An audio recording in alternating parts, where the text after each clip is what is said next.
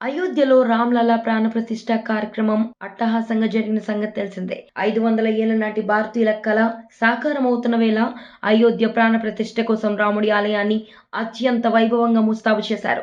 ఈ కార్యక్రమానికి దేశవ్యాప్తంగా పలు రాష్ట్రాలకు చెందిన ప్రముఖులు హాజరై కనులారా తిలకించారు. కోట్ల మంది ఆరాధించి అయోధ్య రామాలయంలో ప్రధానమంత్రి నరేంద్ర మోడీ బాలరాముడి విగ్రహానికి ప్రాణ ప్రతిష్ఠ చేశారు. అయితే మొదటి రోజు కేవలం ప్రత్యేకాతిథులకు మాత్రమే అయోధ్యలోనికి ఆహ్వానం అందించడం జరిగింది.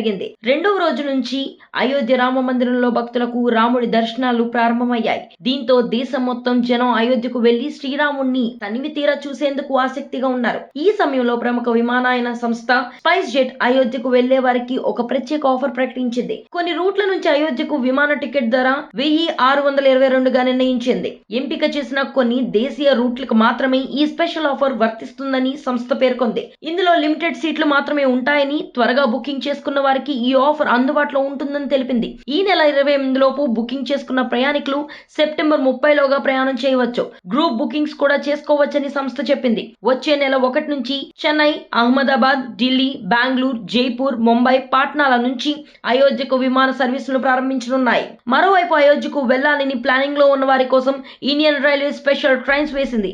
ఏపీ నుంచి ఈ స్పెషల్ ట్రైన్ నడుపుతున్నట్లు వెల్లడించింది. గుంటూరు నుంచి ఈ స్పెషల్ ట్రైన్ బయలుదేరుతుంది. ఈ ట్రైన్ కేవలం 2 రోజులు మాత్రమే ఉంటుంది. గుంటూరు నుంచి జనవరి 31న ఈ ట్రైన్ బయలుదేరుతుంది. దీంతో పాటు పలు రాష్ట్రాల నుంచి ప్రత్యేక రైళ్లను అందుబాటులో ఉంచారు.